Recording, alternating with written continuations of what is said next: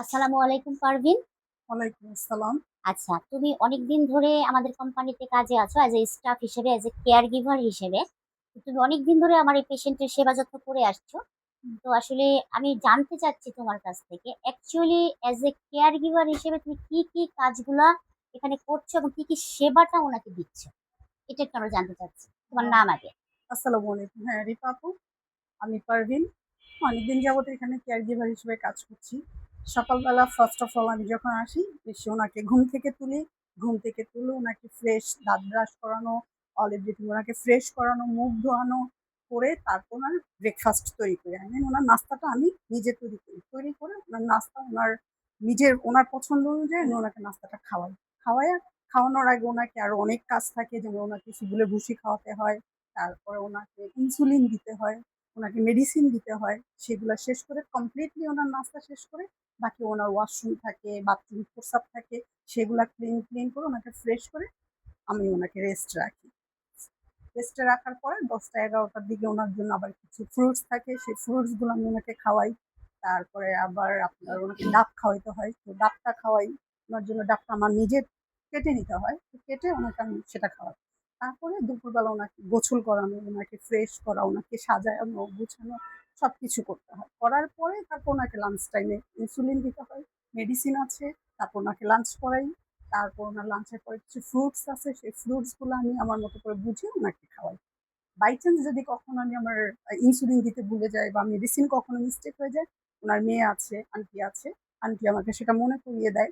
কারণ আমরা তো কেয়ার গিভার, অনেক কাজের মাঝে দেখা যায় দুই একটা কাজ ভুল ত্রুটি হতেই পারে। হুম হুম। কারণ একটা পেশেন্টের সাথে যখন সারাক্ষণ আমরা থাকি, অনেক কাজ থাকে। হুম তারপর ওনার সবকিছু পরিষ্কার পরিচ্ছন্ন রাখার দায়িত্বটাও আমাদের পড়ে। হুম। তারপর ওনার রুমটা যেখানে উনি থাকে, ওনার বেড, পুরোপুরি ওনার পুরো দায়িত্বটাই আমাদের কেয়ার গিভারদের থাকে। ওনাকে দেখা যায় আপনার অ ডায়াবেটিস চেক করতে হয়, অনেক সময় প্রেশার চেক করতে হয়। অনেক কিছুই থাকে। উনার পালস চেক করতে হয়। ঠিক আছে? তো সবকিছু উনার বডি টেম্পারেচার দেখতে হয়, উনার করতে হয়। তো হুম। সবকিছু শেষ করে উনাকে দেখা যায় এই তো দুপুরে খাওয়া-দাওয়া করে ঘুমায়। ফ্রেশ-ট্রেশ হয়। বিকেলবেলা আবার উঠে উনাকে নাস্তা-টাস্তা করাইতে হয়। বিকেলে উনার পছন্দ অনুযায়ী যদি চা খায়, চা বানায় দিতে হয়। এরপর উনার পছন্দ অনুযায়ী উনাকে খাওয়াইয়ে, ঠিক আছে? সন্ধ্যা অবধি রাত আমার ডিউটি হইছে ১২ ঘন্টা। তো সকাল ৮টা থেকে শুরু করে রাত ৮টা অবধি উনার যত কেয়ার আছে, উনার যত খাবার-দাবার আছে সবকিছুই আমাকে মেইনটেইন করতে হয়। তারপর রাতে যাওয়ার সময় উনার মেডিসিন ঠিক করতে হয় রাতের। তারপর উনাকে শোয়াই দিতে হয় বা বাই চান্স কখনো রাতের খাবারটাও আমি খাওয়াই দিই। এই। তাছাড়া উনার যত নরমাল মেডিসিন, ফাইল পত্র এগুলা চেক করতে হয়, উনার ওষুধ ঠিক করতে হয়। আরো কত কাজ থাকে একটা কেয়ার গিভারের। তো বেশি ক্রিটিক্যাল হলে উনাকে গ্যাস দিতে হয়, সিলিন্ডার ইউজ করতে হয়। এই তো সবকিছুই করতে হয় আমাদের। আমি একটা কোয়েশ্চেন করি আর পারভিন আপা, সেটা হচ্ছে আপনার পরে তো একজন নাইটে একটা মেয়ে আসে। হুম, হুম। তো এই ক্ষেত্রে আপনাদের মধ্যে কম্প্রোমাইজটা কেমন হয়? মানে আপনি কি আগে চলে যান, না ও এসে আপনার কাছ থেকে হ্যান্ড ওভার নেয় তারপর আপনি যান? এইটা না, একটু না। বলবেন। আমার নাইটে যে আসে ও এসে আমার কাছ থেকে হ্যান্ড ওভার নেয়, তারপর আমি যাই। কারণ একটা পেশেন্টের দায়িত্ব সম্পূর্ণ আমাদের। আমরা যদি একজন রেখে আরেকজন চলে যাই তাহলে তো সেটা হবে না। আদারওয়াইজ উনাকে একা রেখেও আমরা কোথাও যাই না বা যেতে পারি না। আমার যদি নামাজের প্রয়োজন হয় এইটুক জায়গার মধ্যে আমি নামাজ পড়ি। সিরিয়াসলি আমি এই হুম জায়গার হুম। মধ্যে নামাজ পড়ি। আমি খাই ওনার এখানে বসে। আন্টি আমাকে বলে টেবিলে খেতে, কিন্তু আমি ওনার পাশে বসে খাই।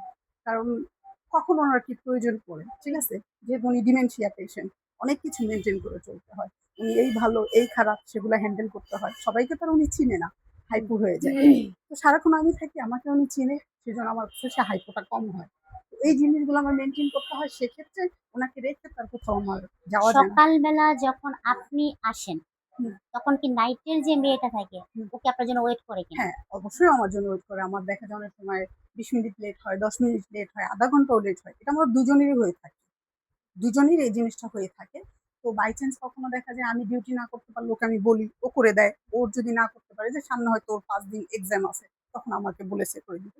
সেটা আমার করে দিতে হবে। কারণ ও আমার আগে করে দিয়েছে। তো এটা আমাদের মধ্যে কম্প্রোমাইজ আমরা করে থাকি। এই আরকি। আচ্ছা। এখন হচ্ছে আসসালামু আলাইকুম সবাইকে।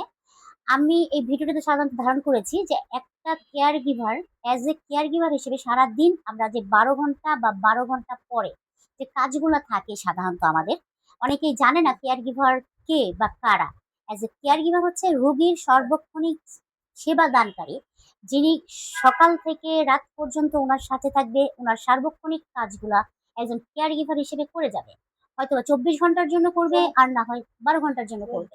তো এই ক্ষেত্রে ওর দায়িত্ব হচ্ছে 12 ঘন্টা সকাল।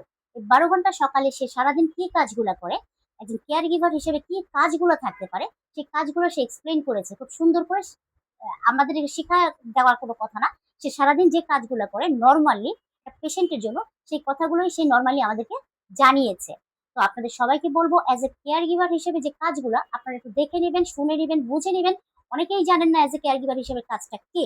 তো আমি এক একটা আপনাদেরকে বলবো। পেশেন্টের এক এক রকম কাজ থাকে। হুম, অবশ্যই। এক একটা এক পেশেন্টের একটা এক এক রকম পেশেন্টের এক কাজ এক রকম থাকে। কাজ থাকে। তো ক্রিটিক্যাল আমাদের পেশেন্ট থাকে। সবগুলাই আমাদের হ্যাঁ, সেই হিসেবেই আমাদের হ্যাঁ। করা লাগে। তো যখন বেস্ট অফ ডিমেনশিয়া লাক থাকেন, সবাইকে ডিমেনশিয়া আমাদের সাথে থাকার অনেক জন্য ভ্যারাইটিস এবং থাকে। জানার জন্য। আমাদের সাথে সবকিছু জেনে নিলেন আপনারা অ্যাজ এ কেয়ার গিভারের কাজটা কি। ধন্যবাদ সবাইকে। আসসালামু আলাইকুম। আমার পক্ষ থেকে নমস্কার সবাইকে।